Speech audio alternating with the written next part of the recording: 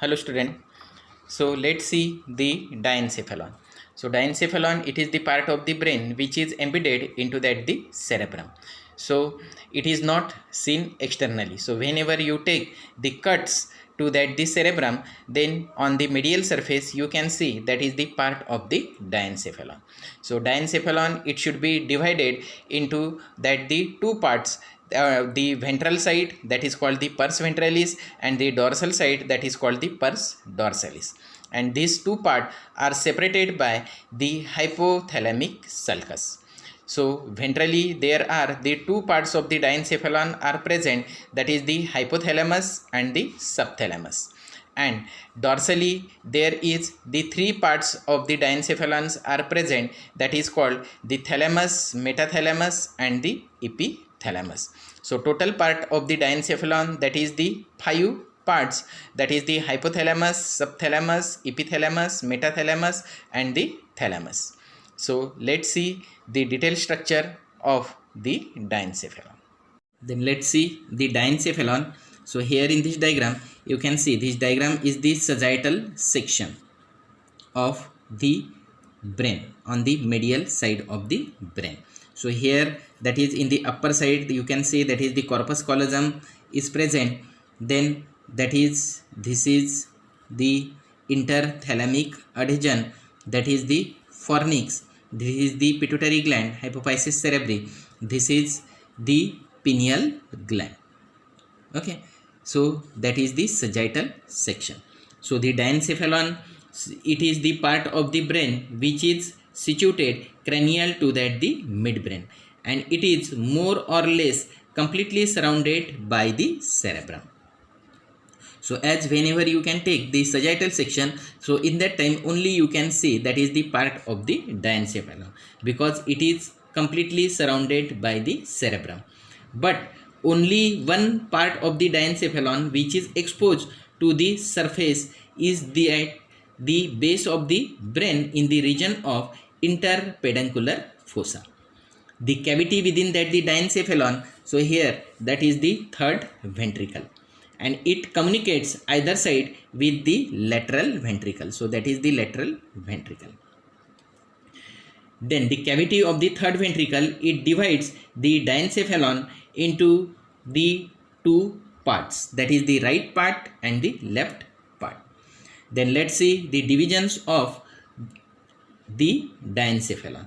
So diencephalon, it should be divided into the two major parts, that is called the pars dorsalis, means that is the posterior part, and the pars ventralis, means that is the anterior part. So this one.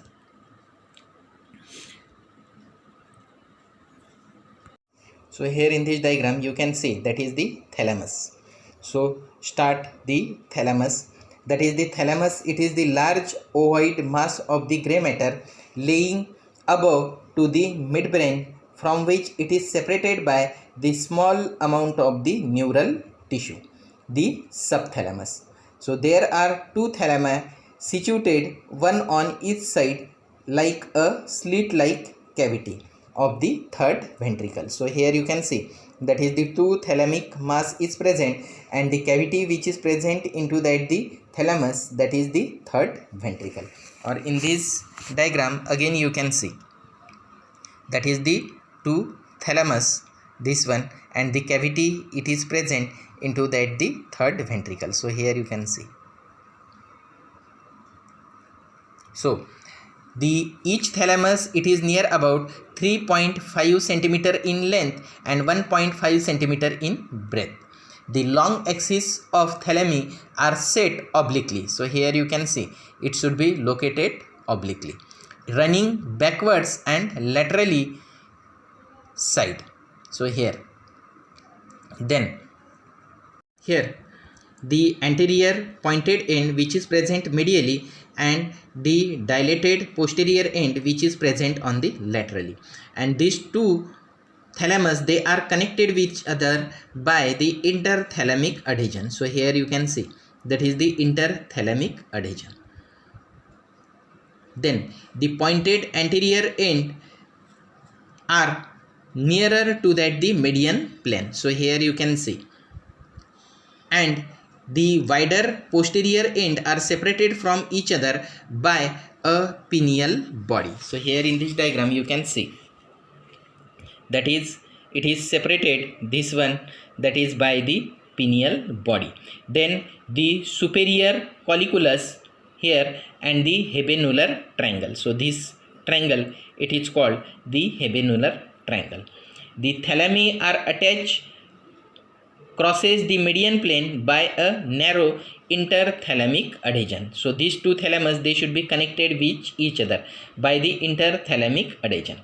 Functionally, the thalamus, it is considered as a great sensory gateway to the cerebral cortex. So it receives the impulses from the opposite half of the body and transmit most of them to the sensory area of the cerebral cortex, that is the Brodmann area, 3, 2 and the 1 number. Then let's see, that is the external features of the thalamus. The thalamus is divided into that the two end, that is the anterior end and the broad posterior end, and the four surfaces. So the anterior end, so this one, it is the narrow and constitute the tubercle of the thalamus. So this one, it forms the posterior boundary of interventricular foramen. Then that is the posterior end. So posterior end, it is the expanded and called as a pulvinar, and it overhangs on the medial and the lateral geniculate body. So here you can see that is the medial geniculate body and this is the lateral geniculate bodies, and the superior colliculi with their brachium. Then the four surfaces. So the superior surface, the inferior surface, this is the medial surface and the lateral surface. So the superior surface. So superior surface, this one, its lateral part from the floor of the central part of the lateral ventricle, and the medial part, it is covered by the tela cordia of the third ventricle. So here you can see. Then the inferior surface, this one.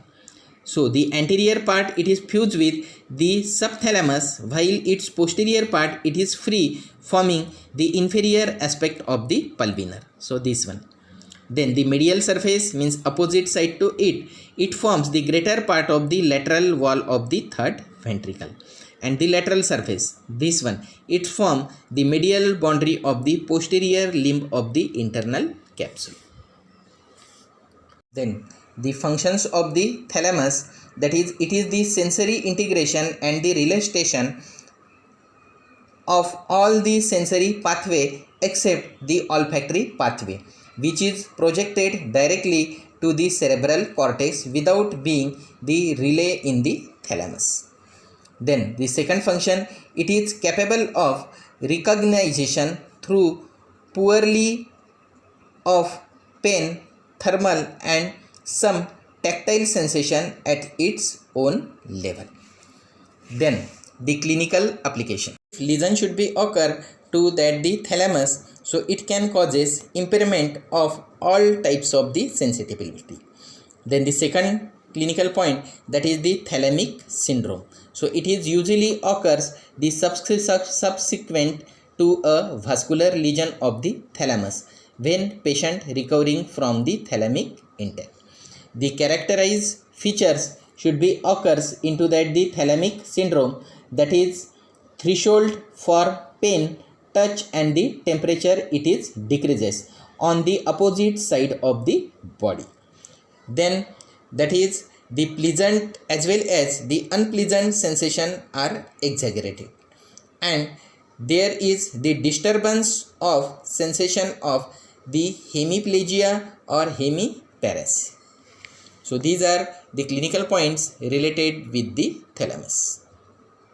So after completion of the thalamus, let's see that is the metathalamus. So here you can see that is the two large bundle of the masses of the nerve fiber, it is called the thalamus, and this is the pulvinar of the thalamus. So the metathalamus, it consists of the medial and the lateral geniculate body. So here that is the oblique fibrous coming upwards to downward, so it is called the medial geniculate body. And below to it, here lateral side, that is these oblique fibers, they are present, so it is called the lateral geniculate body. So these are a small rounded elevation present on the inferior aspect of the posterior part of the thalamus, lateral to each side of the midbrain. The medial and the lateral geniculate bodies are the relay station for the auditory and the visual pathway respectively. So let's see first, that is the medial geniculate body. So that is the 2 medial geniculate body. So the medial geniculate body, it is the oval elevation on the inferior aspect of the pulvinar of the thalamus, lateral to the superior, lateral to that the inferior colliculus.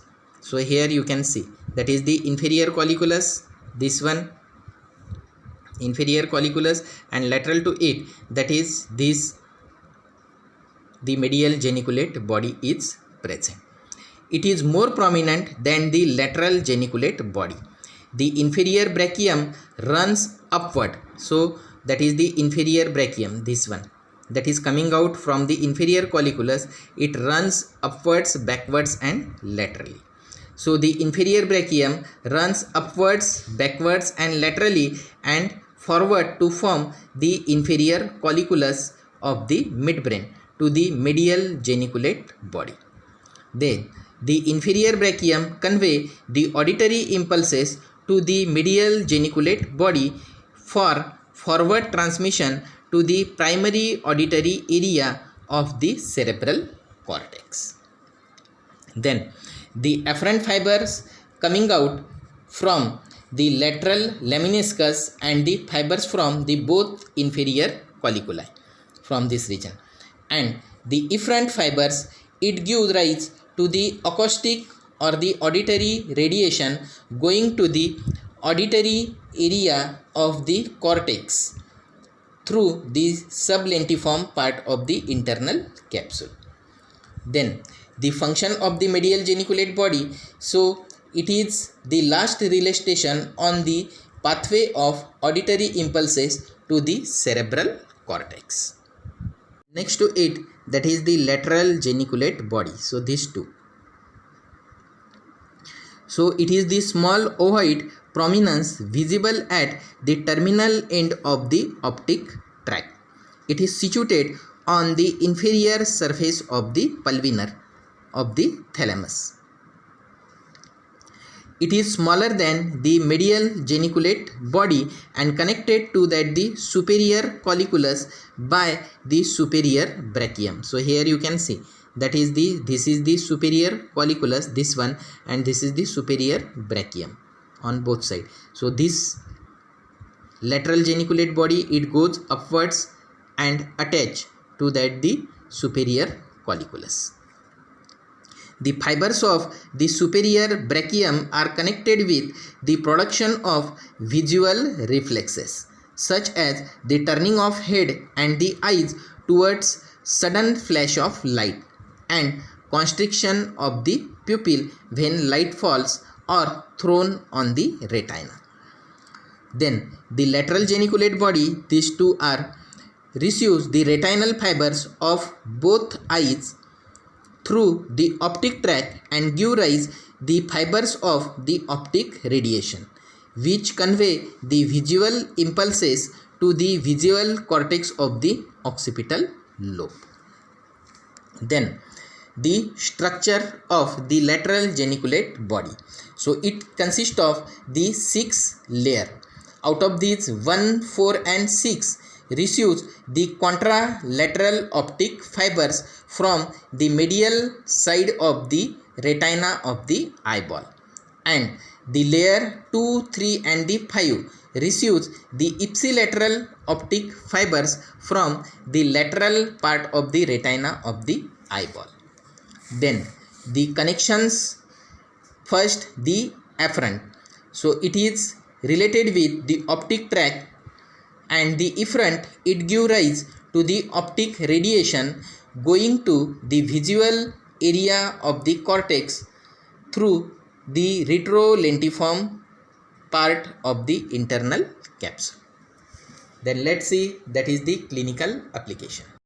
So if the lesion should be occurs into the metathalamus, means that is the medial geniculate body and the lateral geniculate body, so it can occurs the disturbance into that the visual pathway and the auditory pathway.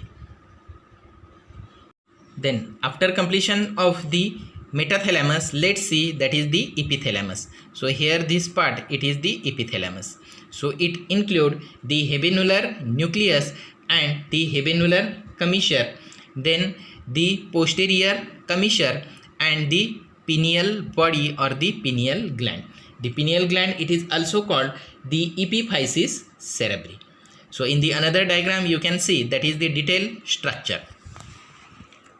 So here in this diagram you can see that is the detailed structure of the epithalamus.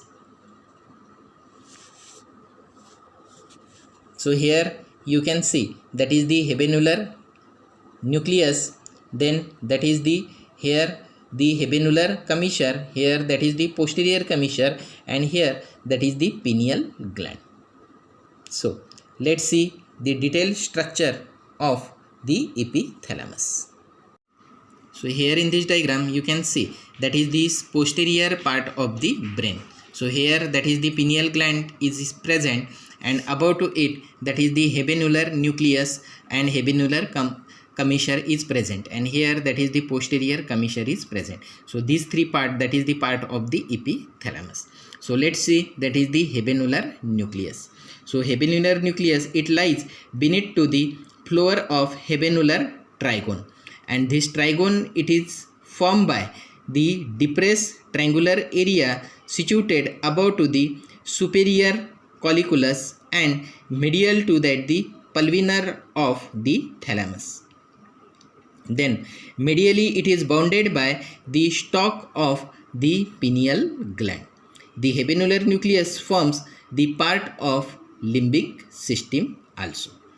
Then let's see that is the pineal body or the pineal gland or epiphysis cerebri gland. Then the pineal gland or the pineal body. So it is the neuroendocrine gland and consists of the parenchymal cells called the pinealocytes and the neuroglial cell. The pinealocytes secrete the hormone called the melatonin and the calcium phosphate and the carbonates. They are deposited on the gland. With the age, it forms a multilaminar corpuscle called the brain sand. They are often seen a tiny shadow in the radiograph of the skull. Pineal secretions that include the inhibitory effect on the endocrine glands and the gonads. In the next function of the pineal gland, that is, it produces the hormones that may have important regulatory influence on many endocrine organs, including the adenohypophysis, then the neurohypophysis, the thyroid, the parathyroid, and the adrenal cortex, and the medulla and the gonads.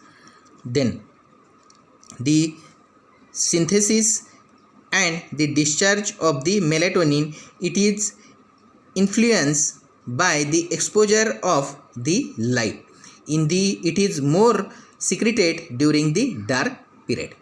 Then the second hormone which is secreted by the pineal gland, that is the serotonin. So serotonin that influence more in the light rays whenever that is the light is present.